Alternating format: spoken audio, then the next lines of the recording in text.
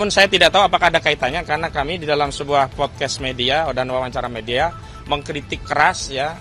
Pak Abraham Samad awalnya tentu menjawab beberapa pertanyaan yang dasar gitu ya, tentang mengenai apa itu channel YouTube Abraham Speak gitu ya. Yang beliau kelola yakni Abraham Samad Podcast. Jadi sejumlah video yang menampilkan narsum terutama Pak Roy Suryo itu dipertanyakan. Dan pertanyaan-pertanyaan yang kaitannya dengan teknis seperti akun, email, dan seterusnya. Tentu hal-hal yang sifatnya teknis ini tidak dijawab karena bukan pekerjaan dari seorang Abraham Samad begitu. Dan perlu kami sampaikan bahwa sampai hari ini juga kita belum bisa memastikan karena penyidik juga tidak bisa menjelaskan sebenarnya konteksnya itu di pasal yang mana. Karena memang pasal-pasal yang dilaporkan itu masih dijadikan satu ya antara laporan Saudara Joko Widodo. Dan kita ketahui kalau Saudara Joko Widodo laporannya adalah pasal 310, 311, 27A dan 35 Undang-Undang ITE termasuk 32 Undang-Undang ITE. Sementara memang kita ketahui yang disatukan dalam berkas yang ini menjadi bahan dari pemeriksaan Pak Abraham Samad juga laporan-laporan dari sejumlah Polres yang dikonsolidasi di Polda Metro Jaya, misalnya laporan dari Saudara Lecumanan, laporan dari Andi Kurniawan dan juga Maret Samuel Suiken. Pasal-pasal yang dikenakan juga disatukan yakni pasal 160 KUHP tentang penghasutan, juga tentang pasal 28 ya 2 Undang-Undang ITE. Memang yang dipertanyakan kami adalah ada satu pasal yang dulu sempat muncul dalam proses penyelidikan yakni pasal 28 ayat 3 Undang-Undang ITE tentang pemberitahuan kabar bohong yang dianggap ya klien kami ini diselidiki dalam konteks adanya perkara pemberitahuan bohong yang menerbitkan kerusuhan di tengah masyarakat sebagaimana diatur dalam pasal 28 ayat 3 Undang-Undang ITE junto 45A Undang-Undang ayat 3 Undang-Undang ITE. Namun saya tidak tahu apakah ada kaitannya karena kami di dalam sebuah podcast media dan wawancara media mengkritik keras ya institusi yang disebut dengan Peradi Bersatu karena setiap ada konferensi pers atau wawancara media mereka menyatakan ada laporan yang melaporkan diantaranya adalah Peradi Bersatu. Namun setelah SPDP kami terima, yakni surat perintah dimulainya penyidikan yang itu ditujukan kepada Kejaksaan DKI yang ditembuskan kepada klien kami, yang ditindaklanjuti hari ini pemeriksaan saksi untuk pertama kali dalam proses penyidikan, itu tidak ada satupun laporan atas nama Peradi Bersatu, yang ada hanya individu-individu yang kami sebutkan tadi.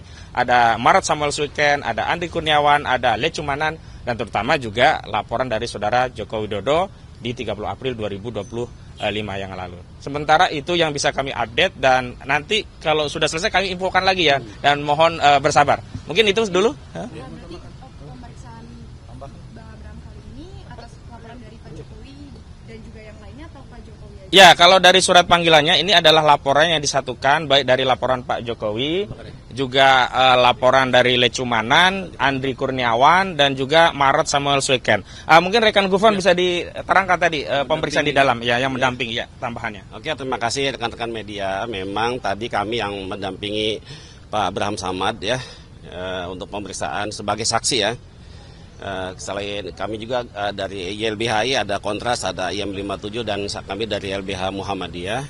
Memang sebenarnya tadi pertanyaannya sudah selesai itu. Udah apakah ada pertanyaan, apakah ada yang saudara ingin jelaskan? Kan biasanya begitu tuh. Saya pikir sudah siap untuk di-print segala macam print out, tapi sampai sekarang belum ada tanda-tanda BAP untuk di-print dan kita untuk tanda tangan. Kelihatannya sepertinya penyidik masih perlu konsultasi dengan pimpinannya ya.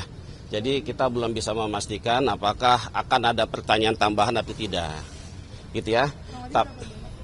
Saya tidak bisa melihat karena kan belum di-print BAP-nya, kemungkinan bisa 30 pertanyaannya.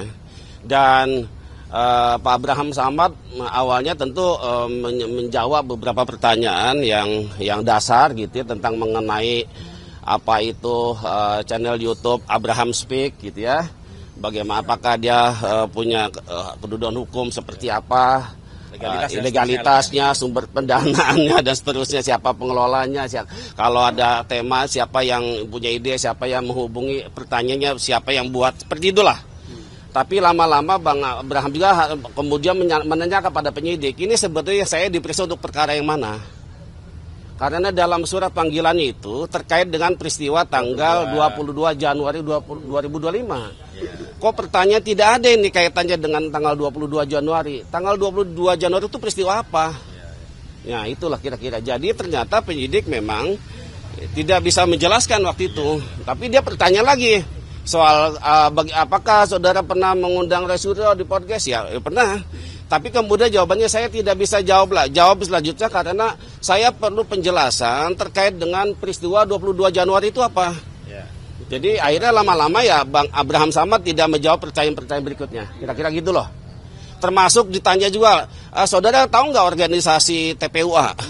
Siapa pengurusnya? Begitu loh. Sampai segitu loh. Kemudian apakah saudara datang ke Jogja, ke UGM, ke rumah kediaman di Jokowi di Solo? Sampai ke sana pertanyaan. Tapi Pak Abraham Samad tidak jawab karena saya minta penjelasan tanggal 22 Januari itu apa, peristiwa apa. Dan peristiwa yang di UGM, yang di Solo juga saya tidak ikut, saya tidak tahu apa-apa. Sampai segitu pertanyaan kira-kira. Oh tidak, karena yang di podcastnya dengan Roy Suryo itu kalau tidak salah tanggal 13 April 2025. Jadi sebenarnya kalau bicara lokus tempusnya juga nggak ada hubungannya, makanya Bang Abraham Samad lebih banyak menjawab itu. Saya jawabannya sama.